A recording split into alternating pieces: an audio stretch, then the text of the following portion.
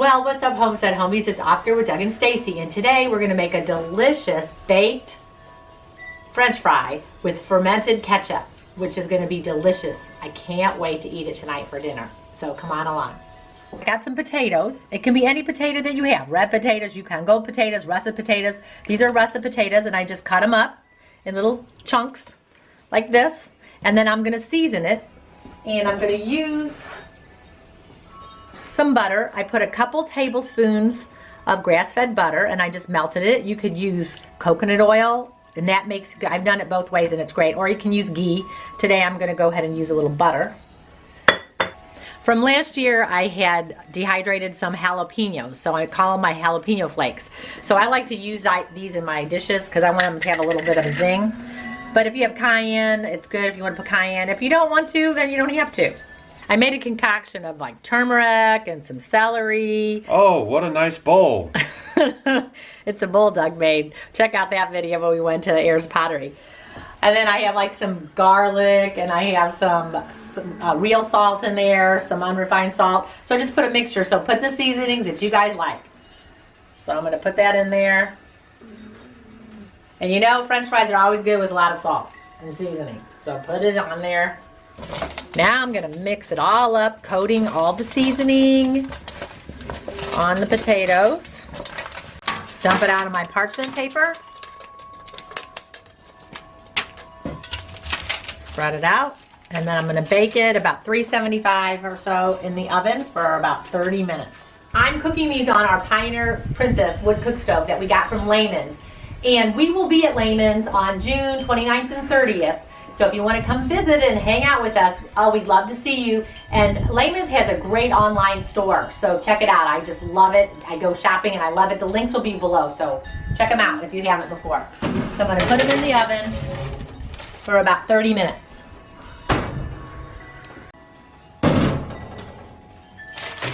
So what I did is the first 30 minutes I put it in there because they haven't been cooked. I'm going to want these to get a little bit more browner now, so I kind of upped my oven to about 400 now, and then I'm going to bake them for about 15 minutes more. Now, if you don't want them, you know, that crunchy, then you don't have to cook them as long. So just check them and see what your preference is. While we are waiting for the potatoes to finish, I'm going to make some fermented ketchup. Now, let's say you want the ketchup right away and you don't have time to ferment it. Well, you can just make it and not ferment it, and it tastes phenomenal because the ketchup that we buy in the store is loaded with things like MSG or yeast extract, these chemicals and additives that are not good for us, and high fructose corn syrup. So this way you can control what you're putting into your body that's natural, and it comes from natural things, and just make it, and it tastes great, and you can adjust how you want it to taste by putting the different ingredients in it. And I'm going to give you some options that you can use. I'm doing a recipe that has 1 can of organic tomato paste. So this is 1 can. If you want to make more, then you can do 2 cans. And so the seasonings I'm going to put in it, I put a little pinch of cayenne pepper, and then a pinch of pepper, and a pinch of garlic powder. And then I did a dash, which is maybe like your 2 fingers and your thumb of unrefined salt. And then here I did some ground mustard powder. You know what I just noticed? What? That plate goes really well with my bowl. Oh, maybe it does. All right. And then the next thing that is my secret ingredient, I'm going to put some cloves in there, some ground cloves, and some Ceylon cinnamon. And those two, I think those flavors go very, very well with each other. So I'm going to go ahead and put that in there first. My seasonings in the tomato paste. A few shakes of my cinnamon. Pinch of the cloves, the ground cloves. 2 tablespoons of raw apple cider vinegar. Heaping tablespoon of honey. And then I'm going to do a heaping tablespoon of maple syrup. Now there's one more ingredient we're going to put into it, and I'm going to put some whey in here. Now a lot of you are lactose intolerant, and maybe you don't have whey. You could use water kefir, and if you don't have that, you can use kombucha. If you have kombucha, you can go ahead and substitute for kombucha. And I'm gonna go ahead and put 2 tablespoons of the whey. And this is what's gonna help it ferment a little bit quicker. Last ingredient I'm going to put into it is water. Now that depends on your preference. If you want a thicker ketchup or a thinner ketchup, then you'll kind of decide. I'm going to start with about 1/4 of a cup and go ahead and put it in here. So let's see. I'm a good estimator. So I'm going to mix this all up.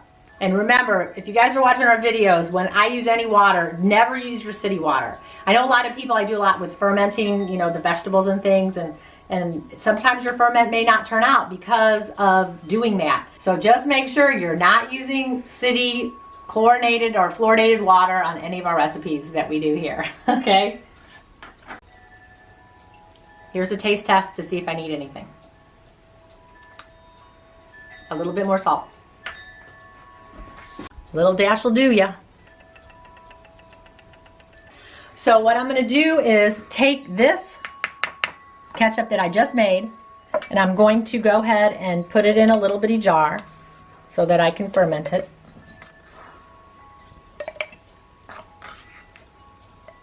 All filled up. I'm going to use my pickle pipe from my Mason tops. We'll link that below. I love these for my fermenting. It's great. And then I'm going to go ahead and put the ring around it, and I'm going to set it up in the pantry or up on a cabinet somewhere for 2 or 3 days, and then you just go ahead and take the pickle pipe off, and then you can put the flat on there and put it in the refrigerator. It'll last a few months in the refrigerator, easy, but you'll eat it way before then. Let's say you don't have a pickle pipe, but you really should because they're awesome. You can use your flat. You can put it on top like so, and then put it away in the pantry somewhere. And then just put the lid on gently. You don't have to make it tight. And then every day, just gently turn it a little bit to let any extra air come out of it. Remember guys, you don't have to ferment it. You can just do the same exact recipe without putting the whey in it or the kombucha starter or however you want to do it, and just make homemade ketchup. Oh, nothing like homemade French fries. Cheers. And homemade. Here, wait, you gotta cheers me. Ketchup. Cheers. Cheers. Cheers.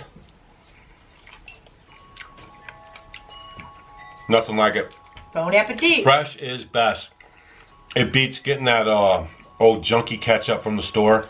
So hopefully you guys like this video. Don't forget to check us out on Facebook, Instagram, and Twitter. make sure you check out our new Welcome to Our Channel trailer. We just put it up for you guys.